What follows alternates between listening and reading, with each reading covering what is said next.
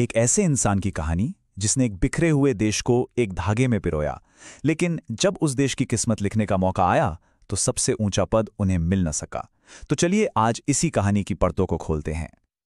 आज हम सरदार वल्लभ भाई पटेल की जिंदगी, उनके शानदार काम और उस एक सियासी फैसले की गहराई में जाएंगे जो आज भी इतिहास के पन्नों में एक बड़े सवाल की तरह दर्ज है।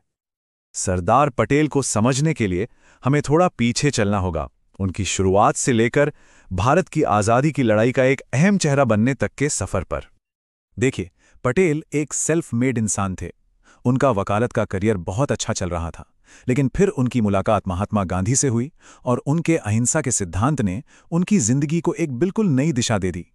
बारडोली में किसानों की आवाज बनकर उन्होंने ऐसा आंदोलन खड़ा किया कि अंग्रेजी हुकूमत को भी झुकना पड़ा, और इसी जीत ने उन्हें वो नाम दिया जिससे वो हमेशा के लिए जाने गए, सरदार। अब बात करते हैं उस बहुत बड़ी चुनौती की जो आज़ादी के फौरन बाद भारत के सामने थी। एक ऐसा काम जिसने पटेल की विरासत को हमेशा हमेशा के लिए तय कर दिया।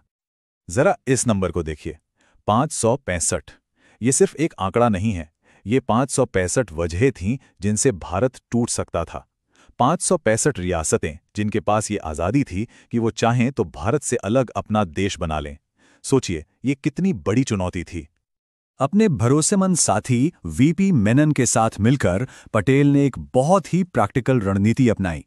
पहली कोशिश हमेशा बातचीत और डिप्लोमेसी की होती थी, लेकिन जब बात देश की एकता पर आती तो वो जरूरत पड़ने पर सैन्य कार्रवाई से भी पीछे नहीं हटे। और जूनागढ़ हो या हैदराबाद, इन रियासतों को भारत में मिलाने का उनका यही फौलादी इरादा था जिसने उन्हें भारत का लौह पुरुष बनाया। ये नाम उनके किरदार और उनके काम को बिल्कुल सही तरीके से बयां करता है।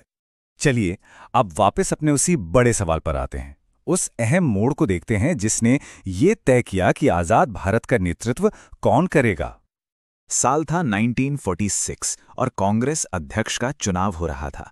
अब ये कोई मामूली पार्टी चुनाव नहीं था, ये लगभग तय था कि जो भी ये चुनाव जीतेगा वही आजाद भारत का पहला प्रधानमंत्री बनेगा।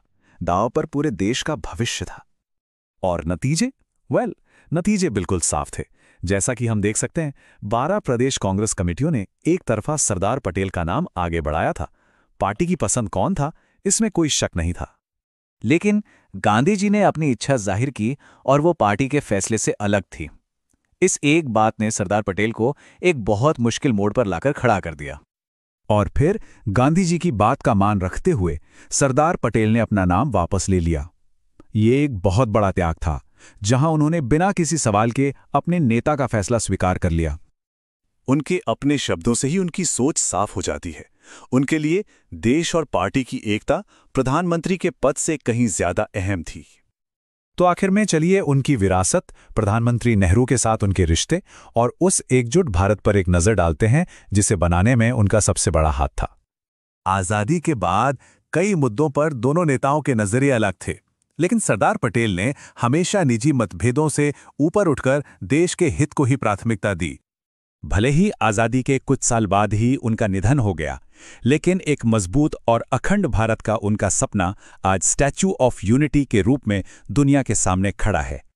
ये एक लाइन उनके पूरे जीवन के काम की कामयाबी को और उस नींव को बयां करती है जो उन्होंने आधुनिक भारत के लिए रखी थी।